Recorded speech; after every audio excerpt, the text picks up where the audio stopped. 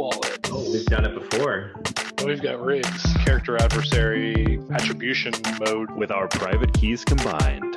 Building some kind of blockchain super weapon. There's just a number of vulnerabilities that are in the smart contracts. Math. It's probably secure. They all secretly mine cryptocurrency. What coin can I trust? Which one is cryptographically secure? Don't roll your own crypto. CoinSec podcast.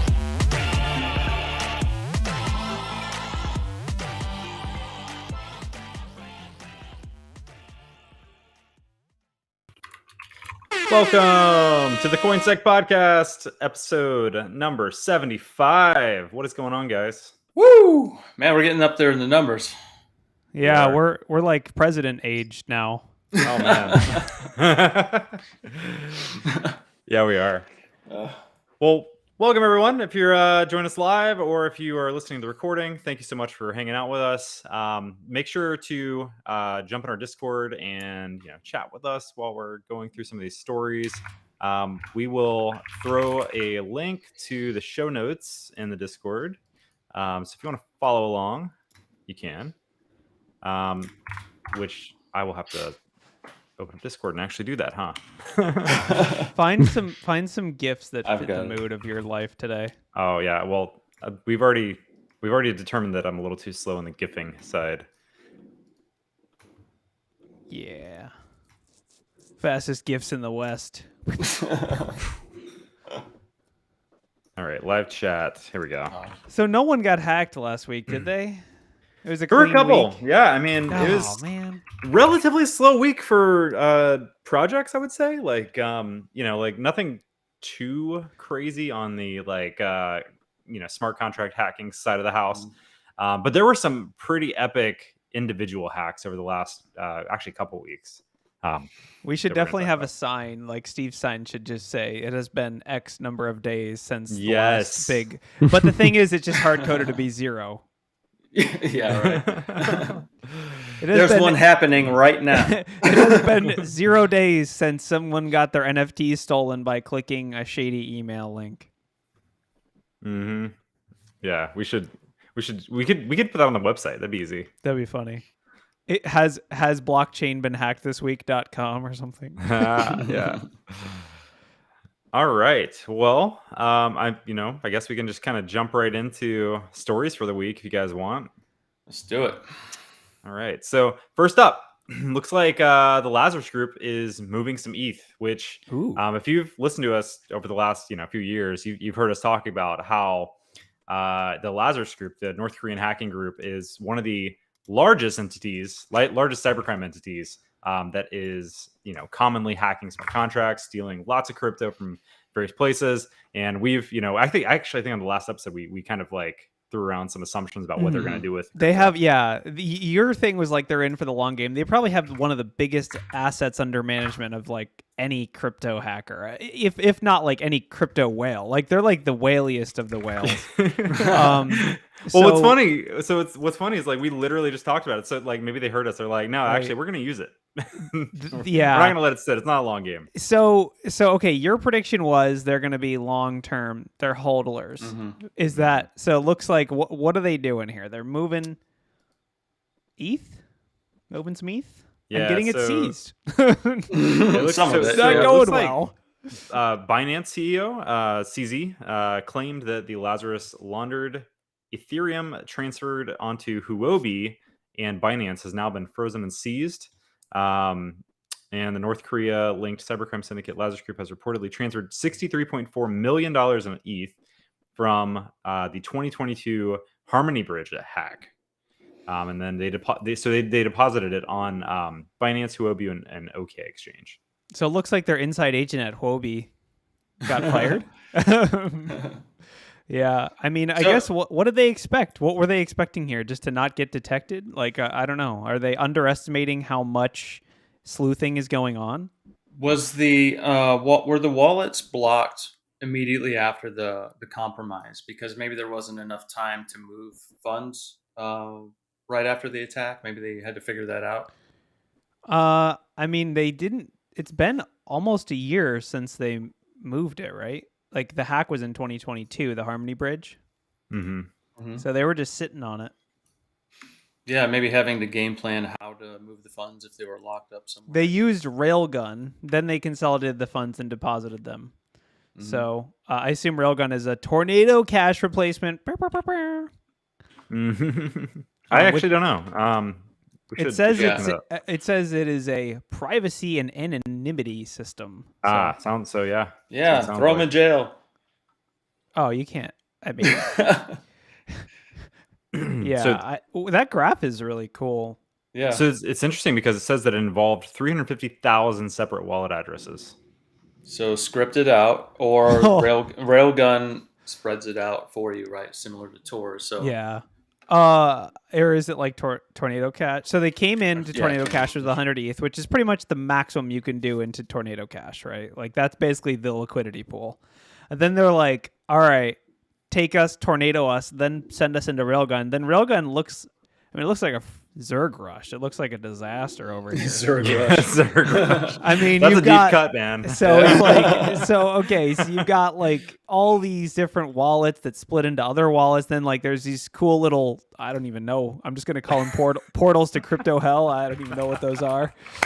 And then you've got like it comes out onto the major exchanges. So I guess like from an investigation standpoint, how the hell do you track this? I mean, this is impressive stuff. right. Notice the lack of privacy coins, though. Where's the Monero? Where's the Zcash? Why aren't they using that? I don't want to pay those once they fees. convert it. No, I don't know. I'm Once just they kidding. convert it to BTC or something like that, you could easily swap for a privacy coin. I mean, So- I don't know how Maybe much. So my assumption would be I don't know, like, all right, so I don't know how much people are spending in those currencies currently or transferring, but I mean, I imagine $65 million or whatever this was going into, one coin and out, two different coin would be I mean, pretty easy to spot. So do you think that like it's Yeah, but seriously as Monero simple- is you wouldn't be able to see that once it's transferred from one Monero address to another. Yeah, but what I'm Shielded. saying is like once they like transfer it anywhere else, right? Like literally like Monero to an exchange, Monero to Bitcoin, like I'm saying they I mean- won't. Look at North Korea. I put a link in chat there. Their missile program looks like it's funded directly through crypto. So No. we joked about it the other day. Are they using this? but they for sent that so these they specific- Well, sent you an exchange. so of it. we'll- They were obviously trying to cash out. Yeah, hold on, because we'll talk about that article next. But do you think this is as simple as just the exchanges monitoring incoming deposits and being like, what the hell? Who is depositing $63 million? This can't be good. Like, No, I think they were alerted from Harmony. Hey, really? freeze these, right? You think? I'm Yeah, remembering I mean, I correctly, think it was that way. It's pretty interesting to watch. The money move around. It's Mhm. It shows like people can talk about blockchain is only for crime or whatever, but the truth is it's really good at identifying this. Like it's harder to launder money on blockchain than it is on in traditional Just with finance. cash, right? If Yeah. I hand you $100,000 of cash, you can take that, spread it out, $20 here, $20 there, or whatever. But Yeah, you're I going to think- see that no matter because it's all coming from the same address on the blockchain. Right. So I think the amount here was probably like one of the biggest triggers, right? Like Mhm.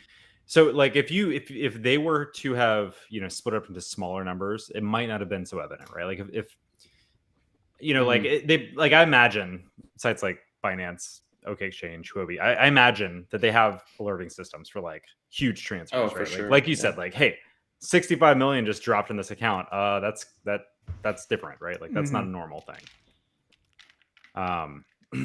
Now, so this brings up one of the things I think we've talked about in the past is the whole idea of tracking wallets that are tied to various hacks, right? So like let's say that this hacker, whenever they hacked Harmony, right, they had 100 million, whatever, however much the amount was, sitting in like a single like ETH address, right, or whatever currency. Now if they started mixing that, right, like you could try to follow it, but ultimately the exchange side, how do they track back to that original wallet, right? Because they can't just like say, oh, here's a blacklisted wallet, and then try to automate the process of identifying like 350,000 transfers deep, right? All the swaps, yeah. Right. Like there's no We've way talked to, like, about that before. yeah, How yeah, far can especially your chain analysis backwards go? right? Yeah. Efficiently. Right. Yeah, and especially if they do it like the day that they're trying to transfer it out, right? Or the day they're trying to cash out. Right.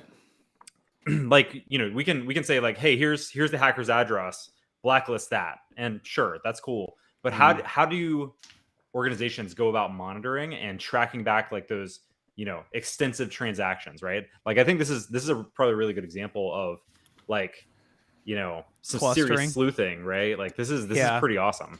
I would define it as like clustering instead of looking at as like a specific wallet. You're looking at the cash flows in general. And like you can actually use the amount as like an indicator, right? Like if they started with $63 million, you can sort of monitor that. Like, I mean, also like when they're using Tornado Cash, they're basically filling up the entire liquidity pool. So you can basically say like in this time frame, any withdrawals from Tornado Cash, we're just going to assume they're related to this, right? Because like they deposited 100 ETH into Tornado Cash, which is about the max you can do. So it's like, hey, anything that came out of Tornado Cash in this time window after they deposited, we're just going to search it, add it to our list of potential targets. And right, but even if, let's say you didn't even use Tornado Cash, though. Let's say that, like, we wrote a script that just, created 1,000 wallet addresses, right? And we split up transaction across all 1,000 and then, like, rejoin them back together after mixing it up in our own system, right? Like, there's no good way to, like, track that, right? Yeah, it's really impressive. I'm sure it's, like, AI, ML type of stuff to, like, generate weightings based on this came from Tornado originally, then like tracking back. I mean 350,000 wallets, I mean there's no way you're doing that manually, right? That has to be for sure heavy automation. So but yeah, I think you're right that like it probably is the main trigger is when it hits an exchange, right? That's like then they in one of the discussion topics in the article is like the Binance CEO talking about how their security teams like kind of have like an open sharing between, Binance and Wobi and other platforms to say like, y'all get a huge deposit from North Korea. We did too. So, just talking about that is an interesting like way to combat some of the fraud. Obviously, they don't want to be implicated. They want to seize the assets and get them back to the users. So we've got a question on YouTube. It says, can we use a machine learning model to target specific addresses and continue to learn addresses that interact with the original? Absolutely. Yeah, I think so. I think the main application of machine learning would be identifying potentially fraudulent wallets that are related to the this original compromise. So you start with the seed data of where did the money go after the hack, and then you enumerate out from there, tracing the funds basically, and that's where you need some kind of machine learning to say like, was this malicious or was this wallet just exchanging a large amount of funds around the same time? I mean, it's similar to like any tool that monitors a ton of data. Trying to filter out the anomalous events or whatever, like the, high value is definitely going to be a risky thing for an exchange to monitor something coming in that's 100 ETH. That's probably happens a few times a day max, or I mean, maybe more than that, but it doesn't happen thousands of times a second that someone deposits 100 ETH into an exchange. So, I think it's like, anomaly detection, but we're totally speculating. We should have someone who did the sleuthing on the show for sure. Like that Zach XBT guy. We should totally get him on. There are bots on Twitter called like whale watch and things like that. So as soon as big amounts move on some of those chains, it'll tweet out, "Hey, 60 million just moved." So you can kind of key off those if you want to write some script to pull those out. Yeah. So I guess we can move into the North Korea's funding their program with the other article this one, because this kind of ties in, like Steve said. The question is, how are they doing this? Because this is, I think we're looking at an example of how they tried to do it. They tried to deposit the money onto Binance and get it out. So how much of the money that did get transferred to BTC has moved since it was transferred to BTC, and where is it going? Like if they just send it to some Russian exchange, is that going to work? Yeah, so it says, despite crippling sanctions, they basically say, so this is like, it looks like the article is pretty much just monitoring the output like they're basically saying like they're doing more missile testing, and I think it's kind of speculating, that they're actually funding this with crypto. They're More basically crypto equals AKA, more missiles. How else Yes. could they get it? Yeah. That's basically what they're saying. This is the article. I mean, it is CNB or whatever. The BBC. last missile I saw had a big Bitcoin logo on the side of it. So, yeah, this is a UN report that they're citing in this article. So it's not Sure. necessarily like basically, it looks like they're essentially saying they've stolen lots of money in crypto and they're doing more missile testing. We're assuming they're connected. I don't think this is like deep blockchain sleuthing. Yeah. That's what I'm saying. Somebody should keep an eye on those wallets to see.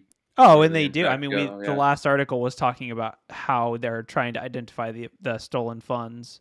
But it's just, I guess, yeah, it is. We can definitely speculate. I think Steve's idea of like maybe they're just sending the money to non-sanctioned.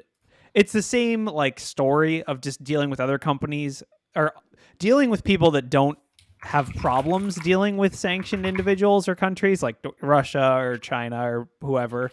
But I'm sure they also use cybercrime to try to, get the money out, right? So like having an inside agent hired at Binance or having, I'm sure they're doing that. I'm sure they're trying to compromise people at Binance, trying to compromise people at other exchanges, and trying to get, people to work there, trying to get people hired there.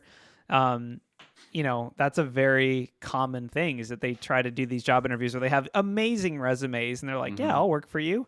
I totally won't take your, private keys or anything.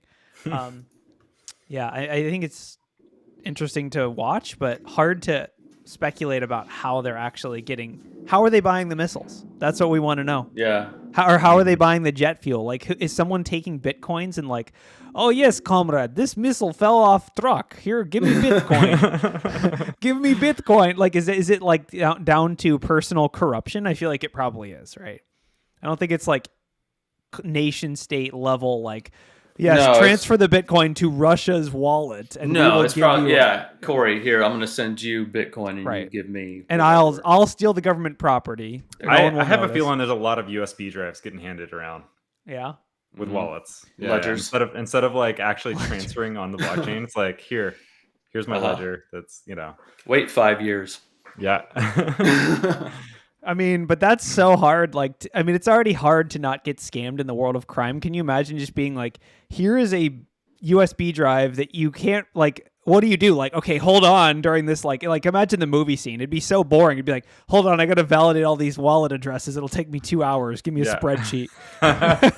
It's like some like montage scene of a guy just going, I just got to make a pivot table. Pivot table. It's all offline too, because of course they just have like a copy of the chain offline because it's North Korea. They only have like a 20 meg connection or whatever.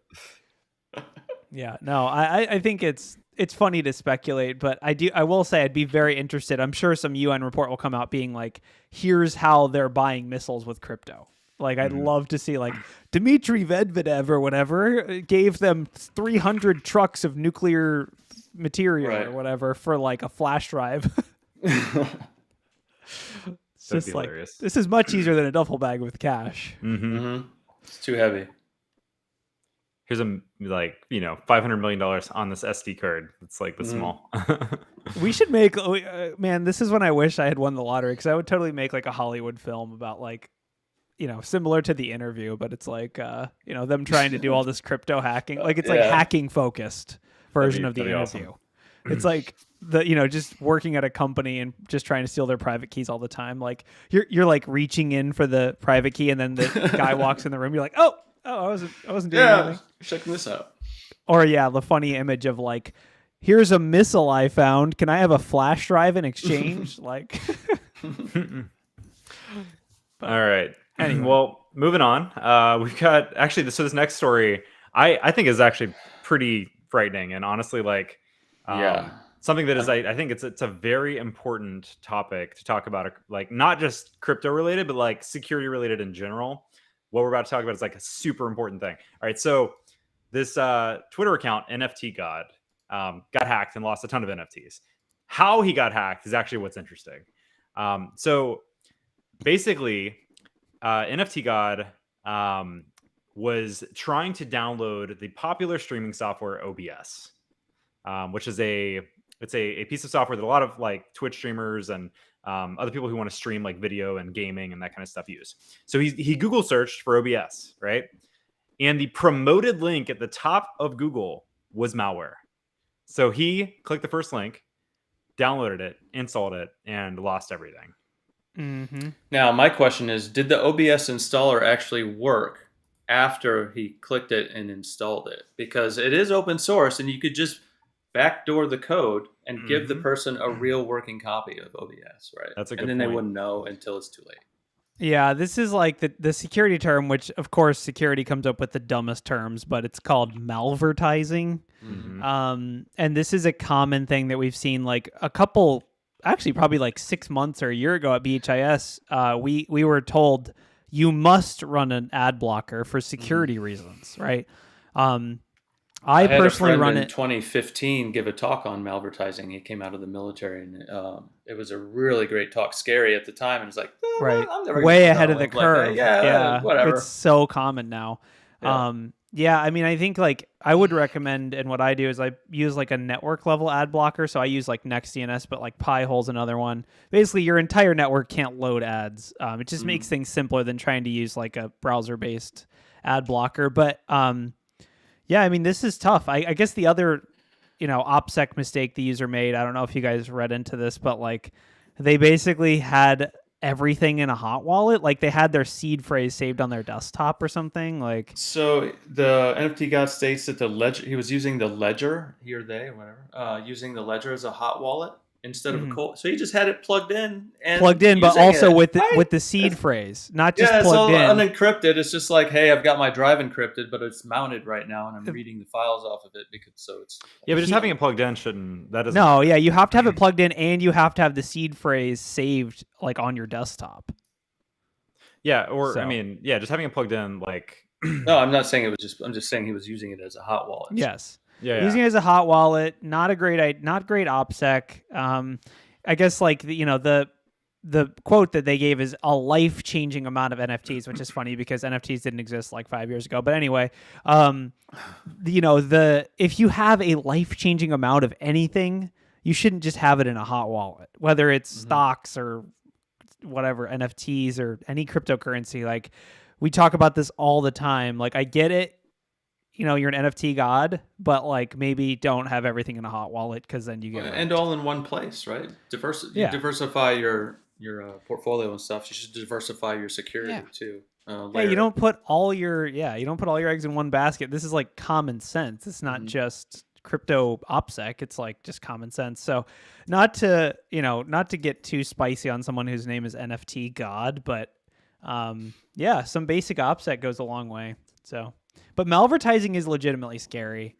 There's not much you can do about. I mean, ad blockers or things like that. But the crypto hack aside, though, like this particular compromise, they actually went a step further. So apparently, this person also had his own like subscriber lists, right? Like a Substack, and so the hacker actually targeted his 16,000 subscribers with phishing emails from his Substack, like after compromising him. Yeah, like, that's pretty deep. Yeah, I mean that's the norm now, right? Is to do like that follow-up post X of like you grab the user's account and then you use the user's account to distribute the scam or the malware or whatever it is. This has happened in Discord a lot. So and it's happened on YouTube. There's been a lot of YouTube account takeovers where like someone, posted a video and edited a description to have a malware link in it or something like that. So it's really scary. I mean, like, it's one of those things where how do you do incident response? Like, do I just delete all my videos? Like, how do I like, there's no programmatic like EDR for like YouTube video descriptions. Like, you can't be like, show me all the descriptions I have that have this link in it. Like that you just have to do it manually. It just takes a lot of time to clean this stuff up. But yeah, that sucks. So be careful if you're trying to Google literally anything. Make sure the that ads. I would. I literally never click the first like 4 or 5 links until Well, it gets down to the Also, don't go too deep though, because you get too deep in Google search, you got the same problem. I think in general, it comes down to like you can't really trust search engines anymore. You can't really trust search engines. I was going to say use something like DuckDuckGo, but then even then I'm like, you could probably target that too. Yeah, I mean, and Google, I'm sure the ad is now taken down, blah, blah, blah. Like, these things are relatively short-lived, but, like, it works enough to work, so it doesn't matter. It's impossible to screen every ad from Yeah, that one hack made it that worthwhile for whatever the person... Exactly, and these ads are dirt cheap. Right? Yeah. The ads are sometimes... I mean, it depends on the term you're advertising for, but a lot of them are dirt cheap, so, like... Yeah. It's one of those things. It's happened on Facebook too. It happens on other platforms. It's not just Google's fault. I do think every advertiser has a duty to be investigating.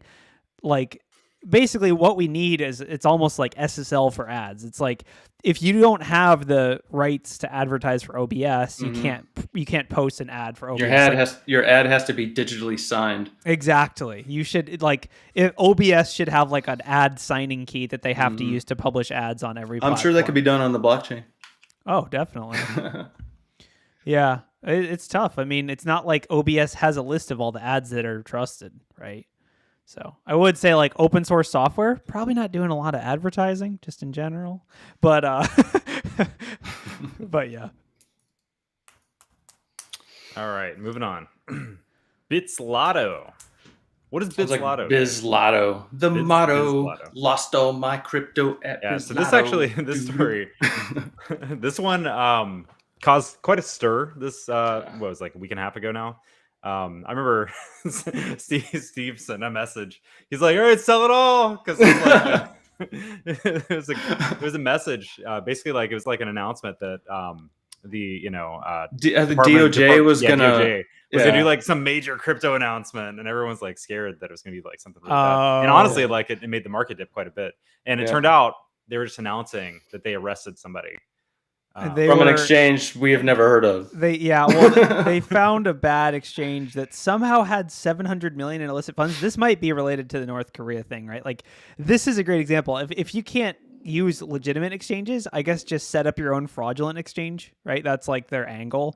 So they charged Bitzlato, which sounds super legit. I mean, obviously, very reputable sounding, which somehow had $700 million in illicit funds. What? Wow. How do you know it's illicit? Well, that's just what the DOJ said. So it's not taxed; it's illicit. So I mean, fair, but yeah, basically they called it a money laundering engine, which fueled a high-tech axis of crypto crime. Oh, that is headliner. That's a new word right there. Someone at the DOJ went to marketing school. Yeah, not cybercrime. The criminal's name was Anatoly Legodomyov. I don't know. Good job. I think you nailed it. Or something. Was arrested in Miami. #HackMiami 2023. Woo! On Tuesday night for allegedly operating a money transmitting business. Isn't Miami one of the main crypto hubs down there? Oh, yeah. Yeah. So it says it did not meet anti-money laundering requirements and moved illicit funds. It's a 40-year-old Russian national who currently lives in China, but was visiting Miami for totally not flash drive exchange reasons. Overnight, they worked with key partners here and abroad to disrupt Bitzlato, which was based in China. Whether you break our laws from China or Europe, our abuse of finance, you can expect to answer for your crimes inside a United States courtroom. Dun, dun, dun. Yeah, it's interesting. All right, so Russian national, right, who lives in China, running an exchange out of China in Miami. Why in Miami? I don't know. That's a good question. I think Miami has long time been the exchange of illicit things capital of the world, just because there's a lot of international presence there for whatever reason. But it's a good question. Yep. Well, if you had your money in Bitzlato, you were part of money laundering, so you might want to check that out. Knock, knock at the door. Nice. All right, moving on. All right, so next one. Oh, Kevin Rose got hacked. That was a pretty big one. So Kevin Rose, the co-founder of the NFT project Moonbirds, who actually he's been around in the tech world for a long time. He was the what was the app? It was like the other app that was like the sister to Reddit back in the day. I'm gonna have to Google it now. I can't remember it. He ran that one. Dig. It was Dig. Oh, Dig. Yeah. Yeah. So, tech person, right? Yeah. Gets into NFTs, starts Moonbirds. Yep. And so this one was kind of interesting because so he did malicious approval of a transaction, which like that's something we've seen pretty often, right? Like just a phishing based attempt to get you to approve a transaction. What was interesting about this specific one is it played off the fact that he had approved certain NFTs to sell on OpenSea. So, like with OpenSea, you have to approve, each individual NFT project you want to sell, right? So, like if I want to sell like anything, right, I have to approve that contract that OpenSea can sell that item. And basically, what this fish did is it played off the fact that he had approved a few different other NFT projects, and as soon as he approved the transaction that he was fished with, it automatically created sell orders for all of the NFTs that were under those the approval list that he had basically approved on OpenSea, but did private listings to the attackers. So he's able to buy them like for nothing, basically. Wow. Yeah. And it was a lot. Like it was over like $1 million worth of NFTs stolen. 1.1 ish to be exact. I didn't know there was that much money left. Oh, I love the names of these things. Yeah. Chromie Squiggles, worth at least 332 ETH, and 9 on-chain monkeys. Yeah, well, who is paying the big one was 332 ETH for Chromie Squiggles? Yeah, well, so the autoglyph one was the big one. That's like one of the more historical, like on-chain NFTs out there. Another fish. Oof. Yep. So that it's something to be aware of too now. If you've don't approved buy stuff any on if you've approved stuff on OpenSea, right? Like be aware that signing a single transaction somewhere else can potentially initiate a sale of those. Yeah. So is there any OPSEC mistakes here? I mean, it was signature approval, so there's not really anything you can do. And once you verify the signature that it is right. But once you approve it, you're screwed. I guess also having multiple wallets. Yeah, that's it. That's I would say like advice wise, like having a cold wallet that you don't sell stuff directly from. Right. And don't get phished. I mean, that's hard, but Yeah. Don't get hacked. That's the easy answer. Well, don't get phished. Number one. Internet. Don't internet. That's actually true. Number two, spread your assets out. Yeah. Don't have all your, you can. I get an NFT. It's like you're an influencer. You want to put your NFTs out there and let people see them and enjoy them and all that. Yeah. Well, so you can have a vault. Not all at once.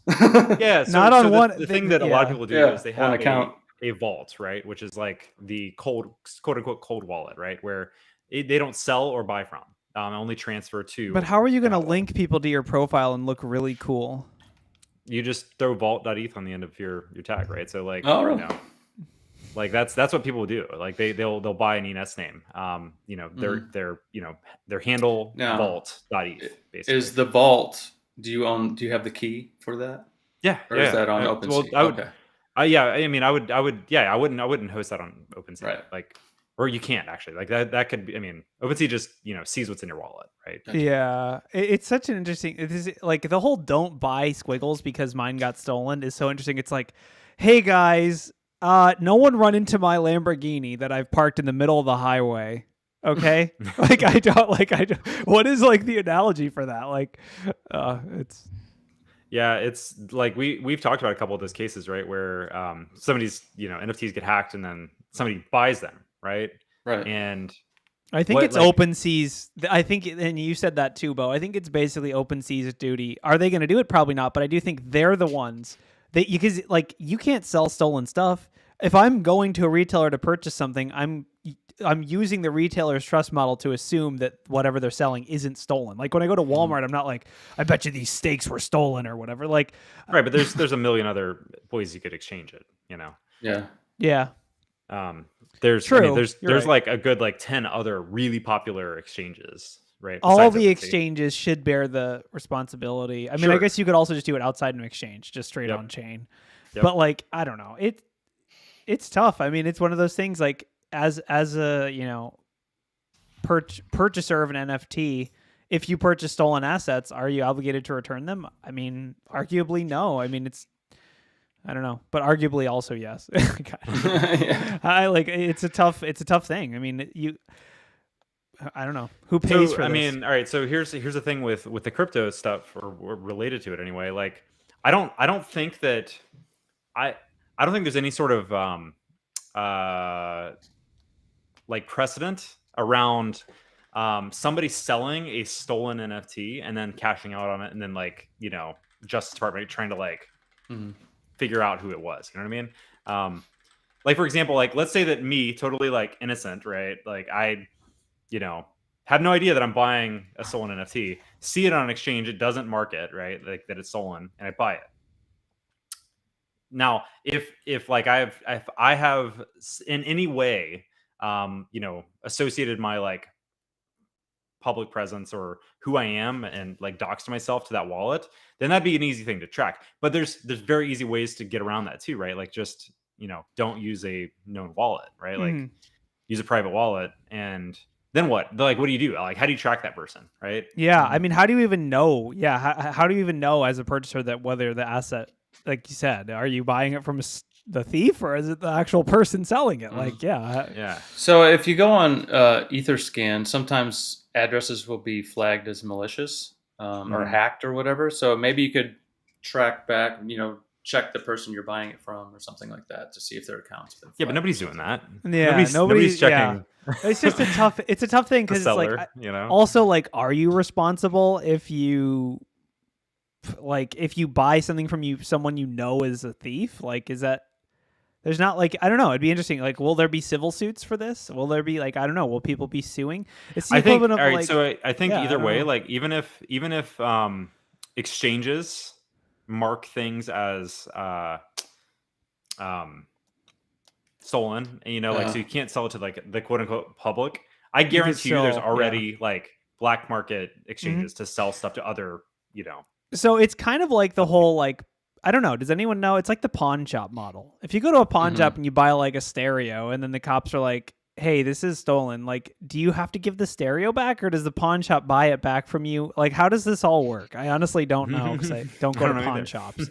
But like, does anyone know? Like, how does this actually work in the real world with like not NFTs? You'd probably have to get a court, be compelled by the court to return it if you didn't just be a nice person and return it yourself. Right. So yeah, so it probably comes down to the pawn shop eats the cost, right? I don't know. I don't know. I mean, it's like, it's also interesting. Like, and there have been examples of this in the car world of like purchasing a vehicle that turns out to be filled up with drug. Like, like all the body panels are filled up with like cocaine. They're gonna confiscate it. You're screwed. And in that scenario, the person who bought it is screwed, not the person who sold it, right? Like. Well, I don't know. I think it's tough. I think the people who buy it in this case could definitely be compelled to give it back, but I think it'd be a lengthy process to get to that. And you'd have to demonstrate they knew they were purchasing stolen property or something like that. I don't even know if that's illegal. Like, I assume it is, but we need a lawyer. We say that every week. Where's our lawyer? We actually should get like a crypto lawyer on the show and just make them very sad. With I became a minister on the internet. Can I do that with crypto lawyer? You can. Like cryptolawyer.com. I can Correct. just get a certificate. Yeah, just send me 25 you gotta ETH. take this Udemy class for $30 though. If you send me 25 ETH, I'll get you a crypto bar. Heck yeah. Crypto bar. Nice. All right.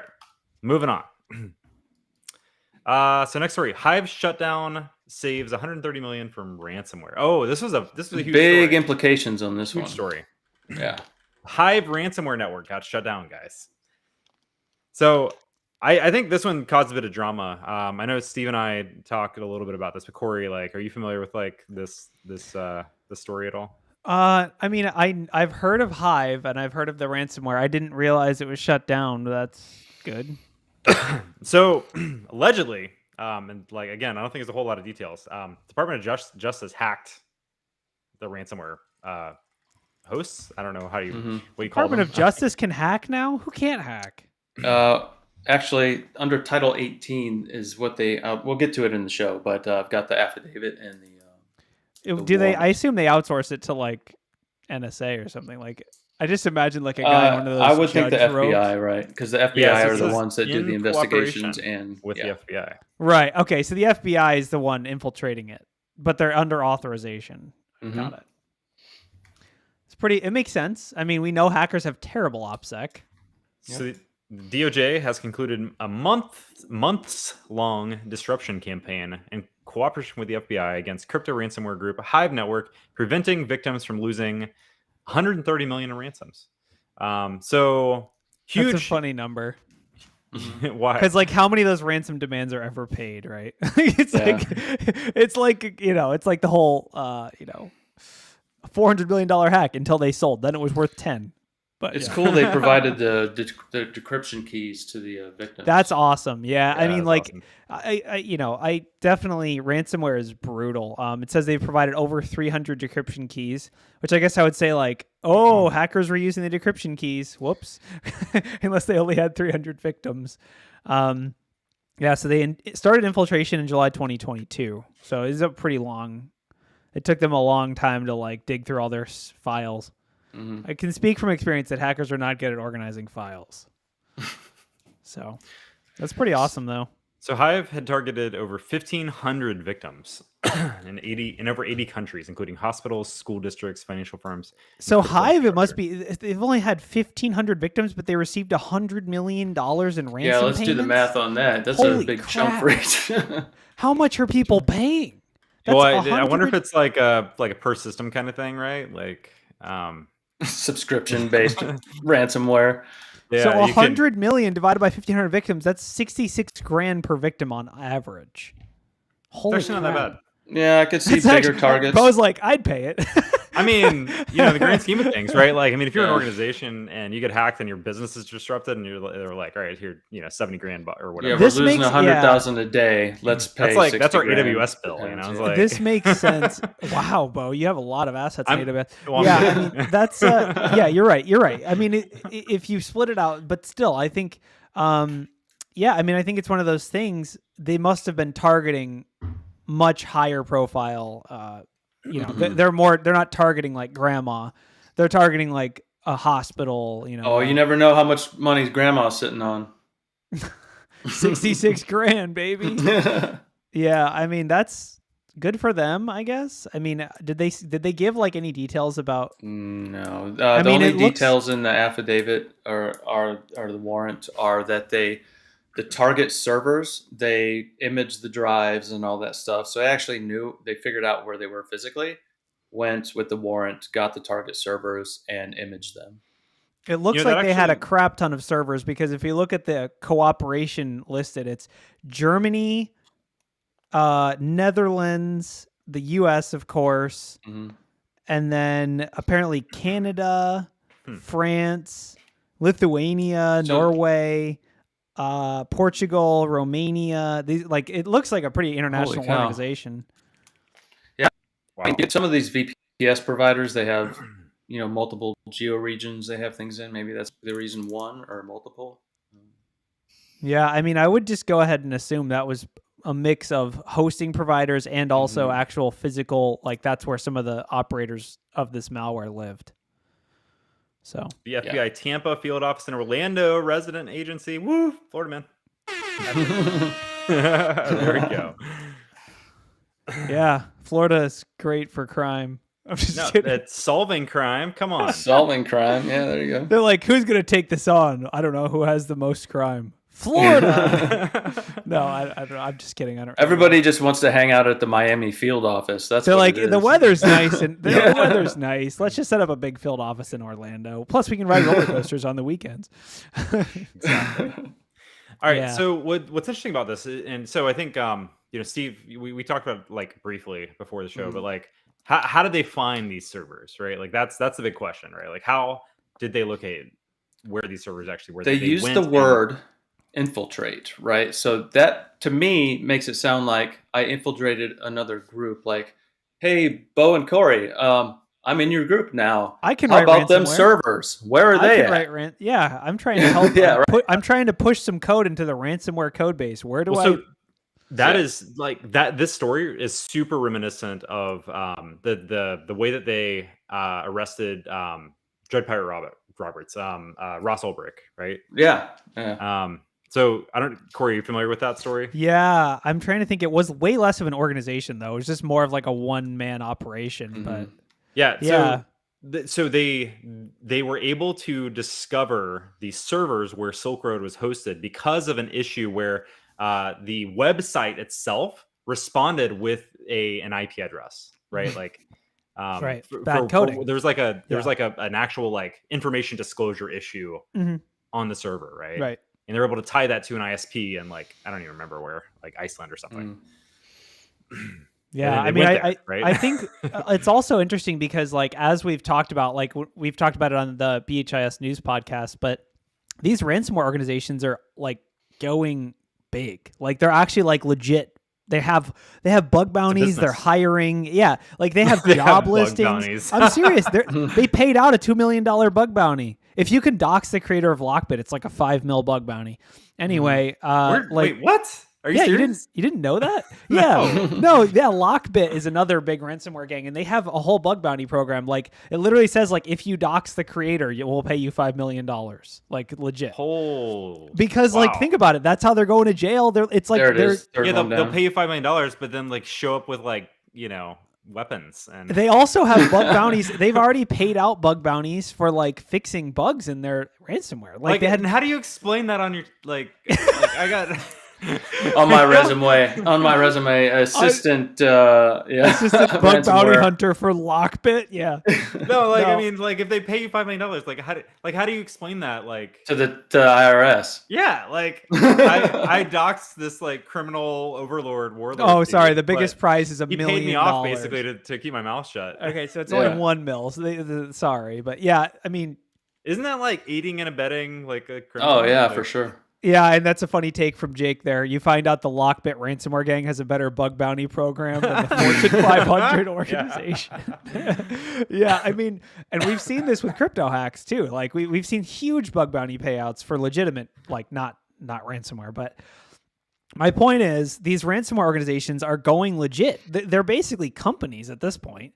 So when you're talking about infiltrating, they probably have a lot more openings, and none of them trust each other. Like it's there's no trust model. It's all just like, here's the VPN access to this customer, go ransomware them. It was as a service. So it's like they have tons of customers. Like I'm assuming the first step the DOJ did is just go buy a license for Hive and see what information is disclosed in the license, right? Or in when they give you the software package, did they strip out?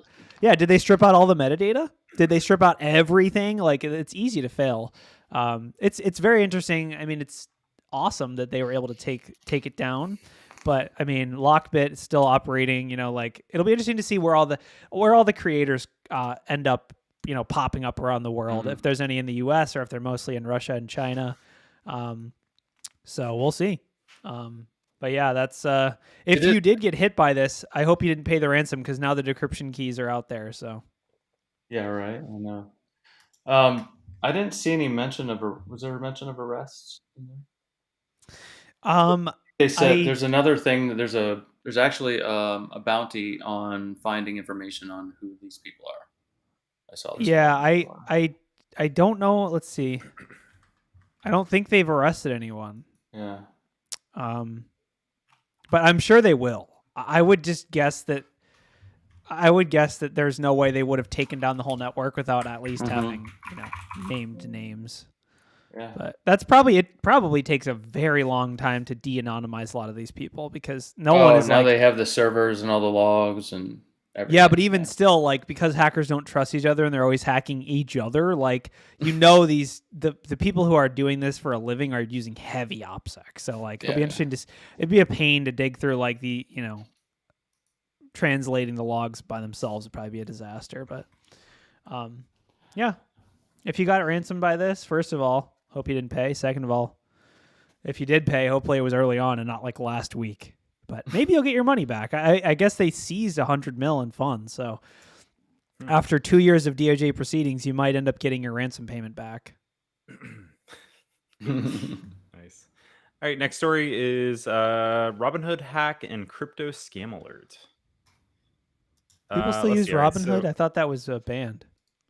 I'm just kidding. A band? No, it was just people were really upset about Robinhood for a while. I think a lot of that had to do with SBF because he had some in there and he wanted to get it out and pay his lawyers with it.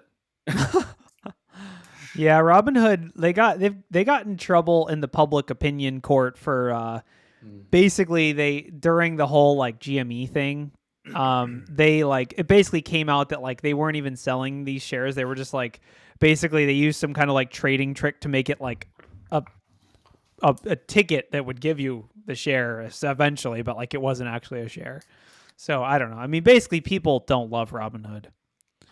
Well, so what happened here? So somebody created a fake token and then like shilled it on Robinhood's Twitter account or something. There was, I guess, yeah, it looks like their Twitter was hacked. We are launching our new token RBH in the Binance Smart Chain. So they made a bogus Binance Smart Chain token with an NFT, kept the price very low. Was the scam successful? Looks like they only made $7,000. Yeah, no one. This shows people's opinion of Robinhood. But yeah, I mean, I guess questionable how they got access to their Twitter. But $7,000 for getting access to someone's Twitter isn't great. But especially an app like that. Yeah. Yep. I mean the picture, like it's. Yeah. Probably good to just mention, most reputable companies these days are not doing like, flash drops or like, yeah, no free money from the bank, right? Yeah. I mean, like, not just like no free money, but also like pretty much everyone in crypto has gotten to the point now where they're not doing like surprise drops, so like, yeah, don't fall for like, the whole FOMO thing. Like you see, oh, it looks like, my favorite company has a, coin dropping now or an NFT or something. Yeah. Most companies like realize that the whole like, surprise drop thing is a problem because that's what hackers are, leaning on to compromise users. And so, most of them don't do that anymore. So don't fall for that kind of stuff. Yep. All right. Last story. Mango Market lawsuit. We talked about them last week. We talked about Mango Markets. Now the parent company is filing a lawsuit against the perpetrator. Is this criminal or I assume it's civil, right? So they have to go civil. I mean, that's pretty. It is civil, yeah. That's we've talked about this before, but like back. Yep. When there aren't laws, you just have to start suing people. Is this different than the one we talked about in the last? No, it's the same. It's the same guy. They're just now. Because they know who he is. Yeah, so it says that he hasn't found an attorney yet. You might want to go look for one. Well, yeah, one will be appointed to you. Man. He made a highly profitable trade. It's totally legit. Code is law, right? We're gonna see. We're gonna see. There's no need for an case. attorney. It's gonna be easy. Yeah. Yep. I mean, this is financial advice. This is just one to keep an eye on. Not legal advice either. It's one to keep an eye on. The civil suit is no surprise. I'm surprised it took this long for the civil suit to come out because the person tweeted like the day after they did it. But the criminal, the SEC are, I guess they're going after him too. So he's probably screwed. The FTC and SEC are suing you. Yeah, you're going to have trouble finding a lawyer that's like, I'll take this on. Oh, yeah, sure. Although you would get a reputable name after that, probably. Oh, yeah. If you can defend scumbags from the SEC, you'll probably have a name in Wall Street for the rest of your life. Yeah, right. Elon needs, honestly, the guy, whoever lawyer is doing this is probably busy with Elon Musk right now, trying to get his SEC lawsuits dismissed. So, SEC yeah, I going mean, after everybody. well, everybody that does highly profitable trading strategies in transparently scammy ways. Yeah. Yeah. Well, was he going to pay taxes on it? I don't know. Still, it's stolen. I don't think paying taxes matters. Yeah, from the still you SEC. stole it, right? That's the IRS. The IRS is going to sue them after the FTC lawsuit.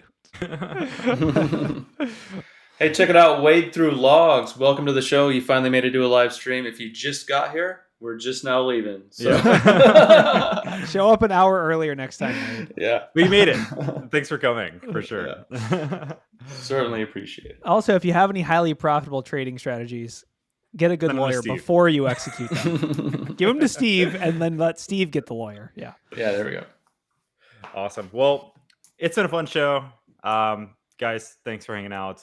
Everyone watching, thanks for hanging out. Make sure you go, smash the subscribe, hit the likes, all the things. Use a highly profitable trading strategy on the subscribe button. Yes, exactly. And a little early warning, some of us, most of us, maybe not Corey, I don't know, he might get a jet set ID and come down to Miami for Hack Miami in May. We'll all be there. I'll be there. Maybe we'll do something, little show on the spot. Something. Yeah. Maybe we'll hack into the Hive Network and infiltrate it. Wait, no. Whoa. That'd be a little bit much. We'll be but- so close to the field office. Maybe we should just stop in.